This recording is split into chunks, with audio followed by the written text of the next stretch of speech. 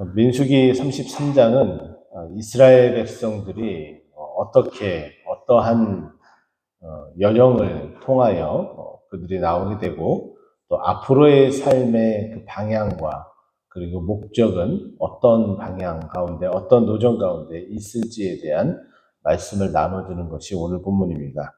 우리가 읽지 않은 5절부터 48절까지는 그 장소마다 어떻게 진을 치고 어떻게 다시 행진을 하였는지에 대해서 우리에게 이야기를 해주고 있고 곳곳에 그 지명의 이름을 언급을 해줍니다.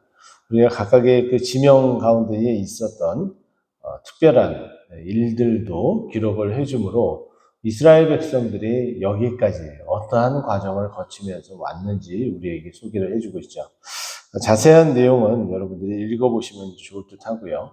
우리가 1절을 먼저 보게 되면은 모세와 아론을 통해서 이스라엘 백성들이 걸어온 그 발자취가 어떠한지에 대해서 언급을 해줍니다. 근데 그 발자취는 모세와 아론을 따른 것으로 보여지는 것처럼 언급을 하지만 2절에서는 전혀 다른 모습으로 우리에게 더 구체적인 그 뒷면에 있는 모습을 우리에게 보여주죠.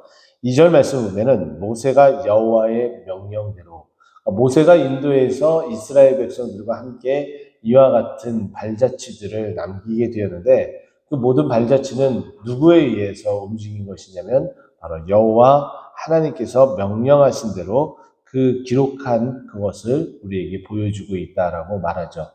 우리의 삶도 마찬가지인 듯합니다. 우리 스스로가 결정을 하고 우리 스스로가 그 결정한 길을 걸으며 그 결과를 우리의 삶에 나타냈다라고 생각이 되어질 수 있겠지만 결국은 하나님의 개입하심과 하나님의 인도하심과 하나님의 섭리하심이 없었다면 도저히 우리는 이와 같은 우리의 인생의 여정들을 기록할 수 없는 그런 존재다라는 것.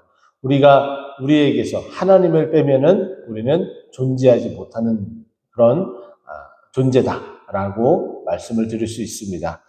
그러면서 그들의 그 첫 발걸음이 어떻게 시작되었는지 이렇게 이야기를 해주죠. 첫째 달 15째 날 라암셋을 떠났다라고 이야기를 합니다. 6월절에 언급을 하고 있죠. 6월절 다음 날부터 이들은 떠나서 움직이기 시작을 했다. 근데 여기 보면 첫째 달이라는 표현을 쓰고 있는데 이것은 출애굽기에 나와 있는 것처럼 이스라엘 백성이 이제 첫 시작을 알리는 이스라엘 백성이 이제 너희들의 시작, 그 기원을 이번 달이 첫째 달로 여겼으면 좋겠다. 그렇게 여겨야 된다라고 말씀하신 것을 그대로 계속해서 말씀하시고 그들에게 계속 주지시켜주고 있는 거죠. 너희들의 그 기원은 나의 명령에 따라 시작되었다라고 말씀하고 있습니다. 그러면서 이스라엘 자손이 애굽의 모든 사람의 목전에서 큰 권능으로 나왔다. 너희가 나와서 이와 같은 발걸음을 옮기기 시작한 것은 다른 어떤 것이 아니라 여호와의 큰 권능이다. 여호와의 능력이다라고 말씀해 주고 있어요. 근데 그 능력은 아주 상이하게 달라지는 모습을 보여주죠. 4절의 말씀 보면은 애굽인은 장자를 다 죽음으로 내몰고 그 장자를 장사하는 때에 슬픔으로 가득 찬 때에 이스라엘 백성들은 애굽에서 나오게 됩니다. 애굽 사람들은 장자가 죽어서 슬픔 가운데 있을 때였지만 반대로 이스라엘 백성들은 오히려 이제 노예 생활, 이제 종되었던 그 삶에서 벗어나 이제 하나님과 동행하는 그리고 가나안 땅 저 천국으로 들어갈 수 있는 그 발걸음을 옮기는 그 첫 시간이었다는 거예요. 완전히 상이하죠. 근데 그 죽음과 생명, 천국으로 이뤄가는 모든 그것의 시작과 그리고 그것을 정하는 분은 누구라는 거예요? 여호와 하나님이시고 그 여호와 하나님의 권능으로 모든 것들을 다 결정하신다라고 말씀하고 있어요. 그러면서 여호와께서 그들의 신들에게도 벌을 주셨다라고 이야기를 합니다. 여기에 그들의 신들이라는 것은 애굽의 10가지 재앙을 말하고 있겠죠. 애굽의 10가지 재앙, 마지막 장자의 재앙에 이르기까지 모든 재앙은 애굽 사람들이 섬겼었던 그 우상들의 면면들을 하나씩 다 제거하는 것이었습니다.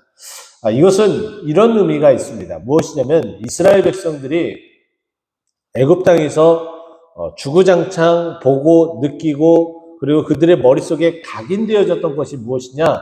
애굽의 신들이었다는 거예요. 그런데 이제 모세를 통해서 여호와 하나님이 나타내시고 이제 그들을 인도하여 내십니다. 근데 그 인도하여 내신 분이 누구냐? 여호와 하나님이라고 이야기를 해요. 그러면 이 이스라엘 백성들이 애굽 땅에서 보고 느끼고 각인되었었던 그것은 애굽에 있는 그 신들, 여러 개의 신들, 그리고 그 중에서도 가장 대표적인 신들의 그 10가지에 해당되는 그 신들 가운데 하나로 치부될 수 있는 것이 여호와 하나님이시라는 거예요. 그러니 너희의 여호와 하나님, 너희를 인도하시고 너희를 가나안 땅으로 이끄시는 여호와 하나님은 그 애굽에 있는 그 신들과는 전혀 다르다. 그들은 우상일 뿐이고 그들은 아무런 능력도 없고 그들에게는 생명이 없지만 너희가 이제 믿고 따를 그리고 너희를 인도하실 그 하나님은 생명의 하나님으로서 만유에 주시고 그리고 너희를 이끄시는 여호와 참 하나님 신이라는 것을 알려주고 있는 거예요. 그래서 이 하나님께서 이스라엘 백성들을 인도하시며 애굽 땅에 있는 그 모든 그들이 보고 느꼈었던 그 신들을 벌하였다라는 것은 그것 위에 존재하시는 참 능력의 하나님 너희들이 따를 하나님이라는 것을 알려주었다는 거죠. 그래서 그 하나님을 따라 지금까지 오게 된 그 발자취 너희들이 여기 머문 것 기억하지? 여기에 머물렀던 것 기억하지? 여기서 너희들이 이렇게 배반하고 너희들에게 이렇게 은혜를 베풀고 이런 것들을 기억하지? 라고 말씀하시는 그 내용들이 이제 6절부터 시작해서 49절까지 언급이 되어지는 거예요. 자, 그리고 나서 이제는 너희들이 지금까지는 이제는 경험하였던 것이라면 이제 앞으로는 경험해야 될 것이 무엇인지에 대해서 너희들을 지금까지 인도하셨던 그 하나님이 동일하게 너희를 인도하여 앞으로 너희가 겪어야 될 일들이 무엇인지 내가 너희들에게 알려주겠다라고 말씀하는 것이 이제 50절부터 언급이 됩니다. 이스라엘 백성들이 모압 평지에 있을 때 이제 여호와께서 모세에게 말씀하기 시작을 합니다. 그러면서 이제 51절에 보게 되면은 너희가 이제 요단을 건너 가나안 땅에 들어가게 되거든. 이제 앞으로 펼쳐질 일들에 대해서 이야기를 하죠.